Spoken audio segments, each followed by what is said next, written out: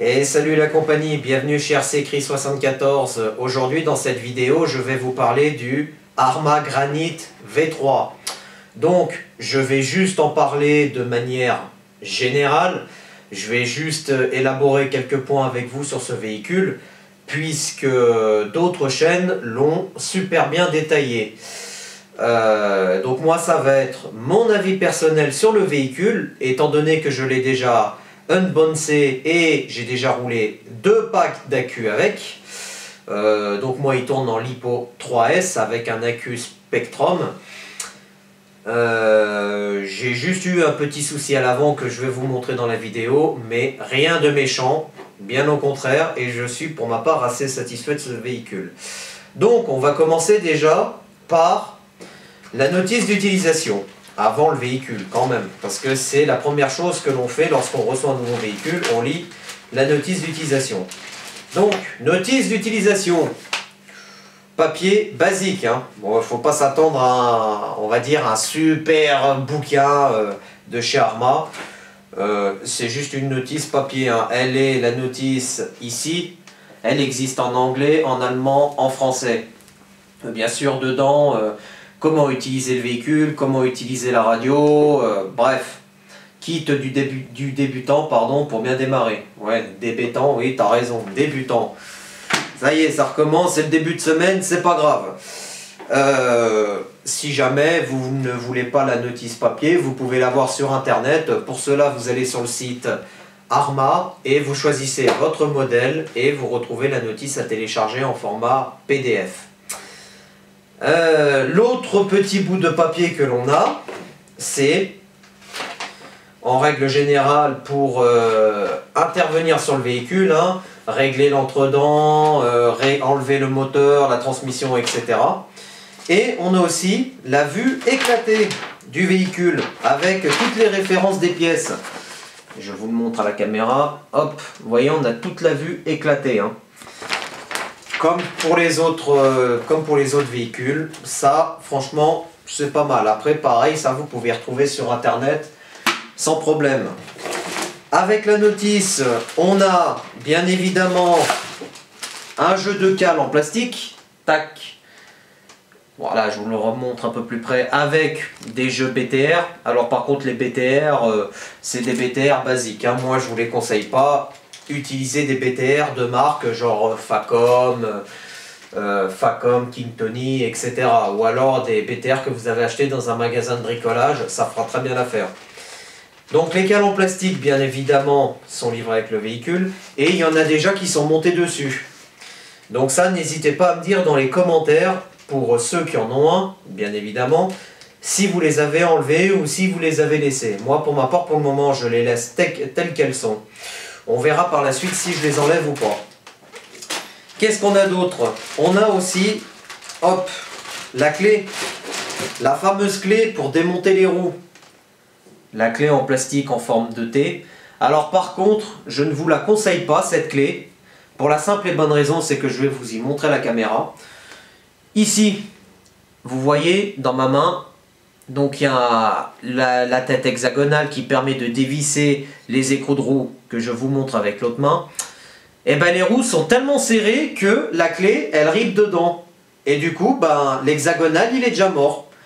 Ça par contre, pas top chez Arrma. S'ils pouvaient modifier et puis en faire une en ferraille, hein, si vous voyez cette vidéo, s'il vous plaît, une petite clé en ferraille, ce serait pas mal. Moi, pour ma part, ce que je fais, j'utilise un petit cliquet de marque King Tony avec une double de 7 et terminé, ça va très bien. Ou alors une clé à pipe de 7. Ou alors généralement une petite clé en forme de croix. Après ça, c'est à vous de voir, c'est à vous de gérer.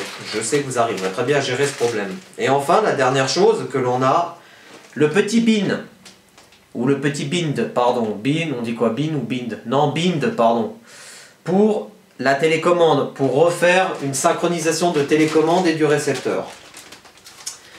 Donc, on va parler du véhicule. On parlera de la télécommande après. On va d'abord s'intéresser au joujou. Alors, donc le Granite V3, donc c'est un 4x4 Monster Truck ou un 10e. Pour ma part, il remplit très bien mon cahier des charges. En fait, moi, mon cahier des charges, c'était d'avoir un véhicule qui soit tout-terrain et qui ait de la patate et que je puisse m'amuser avec, donc sur tout type de terrain. Les cailloux, l'herbe, le sable, la terre, un peu la neige. Bon, il n'a pas connu encore la neige. Il la connaîtra l'année prochaine. Donc, moi, ce que j'aime bien sur ce granit, avant tout, c'est la carrosserie. La carrosserie, elle est super belle et elle est bien réalisée. Les autocollants sont très bien collés, à part un ou deux. Mais bon, ça, apparemment, chez Horizon Hobby, ils ont des soucis avec les collages d'autocollants. Bon, après, ça, c'est pas très très grave. En ce qui concerne la carrosserie, il y a une autre chose que j'aime bien, et je vais vous la montrer tout de suite. La petite astuce que j'aime bien, enfin la petite astuce, la petite chose qu'ils ont fait. Et je pense que sur tous les autres modèles de RC, ils devraient la faire. Tac. Voilà, c'est ça, sur la carrosserie. Hop, je vous la montre. Vous voyez, les petits clips, ils tiennent tout seuls sur la carrosserie, avec des petits élastiques, pardon. Et ça, quand tu vas sur le terrain, je peux te garantir que ça te sauve la mise. Donc, la carrosserie, pardon, j'ai oublié de vous dire, très bonne qualité, hein, je la plie dans tous les sens, il n'y a pas de problème, hein, elle est très costaud. Hein. Tac. Le châssis. Châssis, donc, plastique, type baignoire, avec deux renforts ici.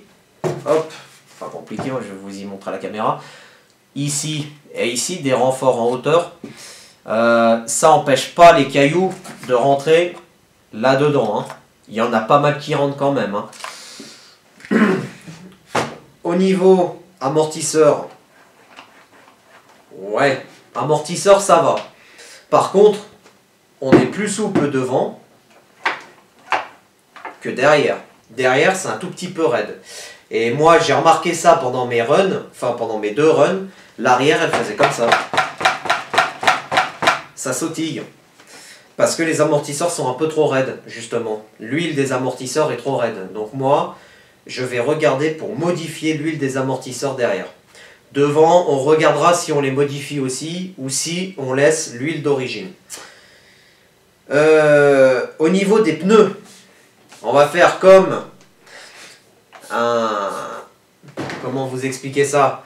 Comme un passionné de modélisme aussi. Hein? Petite dédicace à RC Many Garage, poète avec les pneus. Donc, ben moi les pneus, très bonne qualité, assez souple pour ma part. Il y a des petits trous pour évacuer l'eau. Les crampons, j'aime bien, les pneus à crampons comme ça. Ils font leur taf sans problème. Et puis en plus, vous avez vu, hop, regardez les belles jantes que l'on a sur ce véhicule ici. Là. Ça, j'aime bien aussi. Les belles jantes devant et derrière. Hop, derrière, on a la wheelie bar qui se trouve ici. Bon, moi, elle est un peu usée, c'est normal, hein, parce que j'ai déjà roulé avec. Le pare-choc arrière qui est Comac.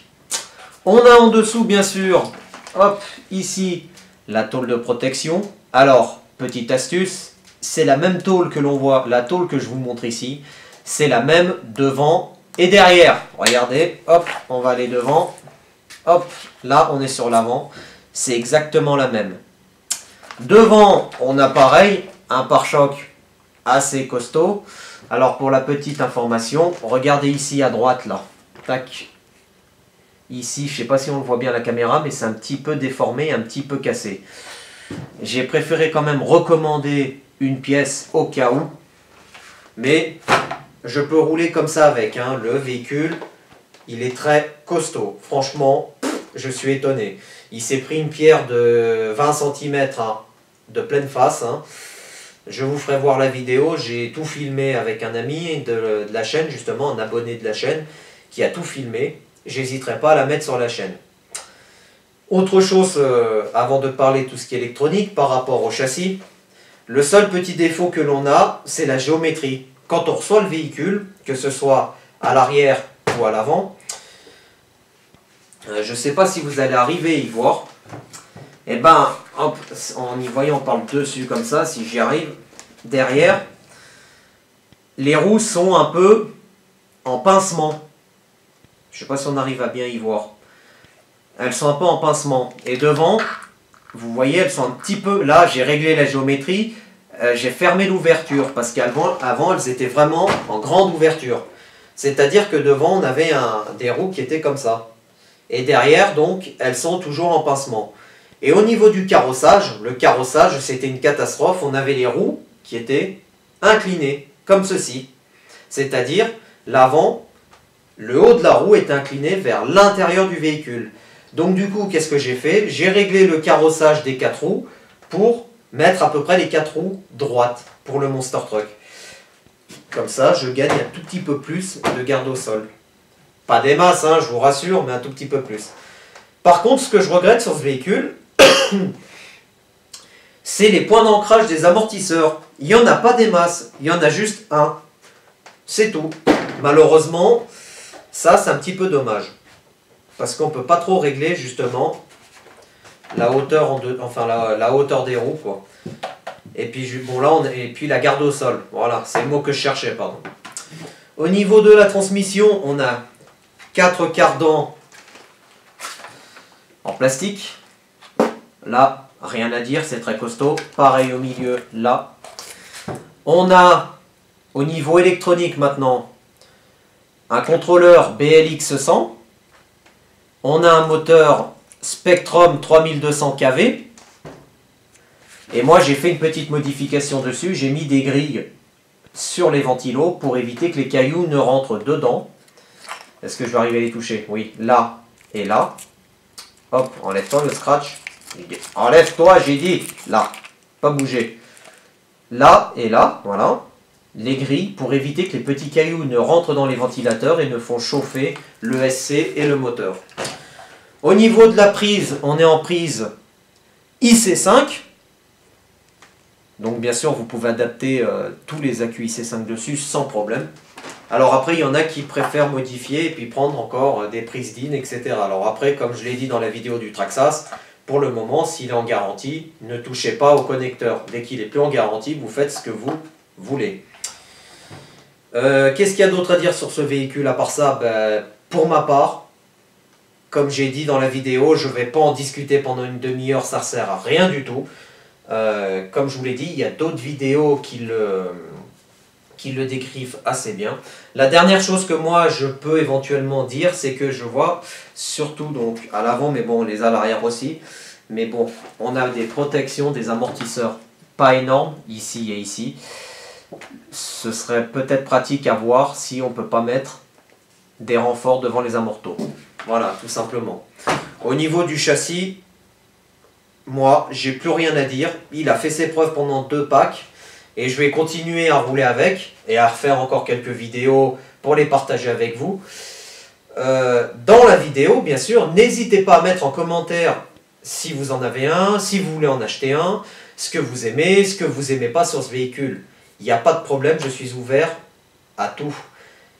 Une dernière chose à savoir aussi sur ce véhicule.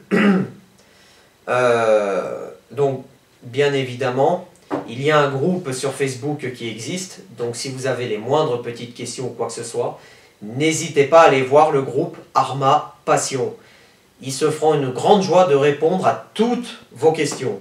Parce que moi, ça m'est arrivé qu'en fait, quand j'ai reçu le véhicule d'origine, la phase neutre accélérateur-frein était mal réglée d'usine. Et j'aurais posé la question, ils m'ont renvoyé sur pas mal de vidéos et j'ai pu régler mon souci sans problème. Voilà. On va parler maintenant de la télécommande. Le châssis, on en a fini avec. Petite précision au passage sur la carrosserie. Une petite chose, une petite modif qu'il faudrait que je fasse. On n'a pas d'arceau dedans. Et à l'extérieur ou dedans. Donc du coup, les points faibles sur les carrosseries, on les connaît. C'est sur les 2 trous là. Les 2 trous là. Et sur la benne. Donc ça, je pense que moi, plus tard, je vais faire un arceau pour pallier à ce problème. Là. Et puis bah là, la carrosserie, là-dessus, elle se met assez aisément. Au niveau de la télécommande, alors on va laisser le véhicule sur la caisse, comme ça vous pouvez admirer ce bijou. La télécommande, nous avons une Spectrum SLT 3. Alors, bonne prise en main, comme toutes les autres télécommandes. bien sûr. On a toujours le bloc de pile ici. Et puis comme moi je le dis, pourquoi pas mettre le bloc de pile dans le manche. Ce serait beaucoup plus pratique et beaucoup plus ergonomie, on va dire. Et beaucoup plus joli. Ce que j'apprécie sur cette télécommande aussi, c'est l'anneau qui est là. Parce qu'on peut la pendre autour du cou. Alors bien sûr, attention, quand vous avez des enfants, faites gaffe à ce qu'ils ne se la tapent pas, on va dire, à un endroit un petit peu particulier. Parce que sinon, ils ne vont pas aimer. Ensuite, donc, on a le volant tourné gauche-droite, accélération, frein, marche arrière. Ça, basique. On a... Alors, faut pas que je me trompe, parce que sinon, il y en a qui vont me dire « Ah, tu t'es trompé, oh là là !» Oui, ça arrive de se tromper, hein, honnêtement. On a le bouton pour la direction, pour régler l'alignement des roues, le bouton pour régler les gaz, gaz-frein, et le dual rate. Ça, c'est pour l'angle de braquage du cerveau de direction. Alors moi, d'origine, il était réglé à fond, mais moi, je l'ai reculé un tout petit peu parce que ça venait taper, en fait, dedans. Ça venait trop taper dedans. Et ça, j'avais un peu peur. De l'autre côté, nous avons le bouton on-off, ici. Nous avons pour inverser les gaz et puis la direction. Et enfin, la brique de puissance, 50, 75, 100%. Et enfin, un autre petit bouton ici. Hop, je vais vous le montrer. Voilà, on le voit bien là. Ça, c'est une troisième voie. C'est si on veut mettre des feux LED, un treuil ou d'autres options dessus, tout simplement. Voilà. Donc après, télécommande, ouais, elle est assez basique, mais elle va très bien. Pour ma part, je pense qu'elle va très bien. Juste le bloc de pile à remettre dans le manche. Et après, tutti quanti, andiamo en avant. Petite précision avant de vous laisser aussi. Le seul souci que j'ai eu dessus, à part le petit choc, ouais, on va dire hein, le choc, on a souvent des cailloux qui se coincent dans le cerveau de direction. Eh oui, parce que je vais vous le faire voir, je vais enlever la carrosserie, j'ai oublié de vous y montrer. Là, là, là, il y a un petit trou là. Et en fait, les cailloux, ils arrivent à rentrer là et puis à bloquer la direction. Et ça, c'est dommage. Ça, c'est dommage. Et donc moi, j'étais un petit peu ennuyé, surtout que le cerveau, il n'est pas puissant hein, d'origine. Un petit 7 kg. Donc du coup, sur le groupe Arma Passion, ils m'ont conseillé d'acheter un 20 kg. Donc je pense c'est ce que je vais faire par la suite, acheter un cerveau de 20 kg. Avec le Save Cerveau aussi. Voilà. Eh bien écoutez, moi, j'ai qu'une chose à vous dire. Donc je le redis avant tout. Pour ceux qui en ont un, n'hésitez pas dans les commentaires à me dire ce que vous aimez, ce que vous aimez pas, ce que vous faites avec, les sauts, les bêtises comme ça. Si vous avez changé déjà des pièces dessus, les casques que vous avez eu ou quoi que ce soit, n'hésitez pas à le mettre dans la vidéo. N'hésitez pas aussi à me dire qu'est-ce que vous avez changé au niveau des huiles d'amorto, du diff, etc. Il n'y a pas de souci, je suis ouvert à tout. Et bien entendu, allez faire un tour sur le groupe Arma Passion sur Facebook. Et si vous avez la moindre question, que vous avez soit le Granit, le Typhon, le Cracton ou tout autre véhicule de la marque Arma, n'hésitez pas à aller sur ce groupe. Ce sont des gens ouverts et ils se feront un grand plaisir à vous répondre. Moi, je vous souhaite en attendant donc une bonne journée. Soignez-vous bien, profitez à fond du modélisme et on se retrouve très prochainement donc pour les vidéos d'essai du Granit V3. Salut la compagnie!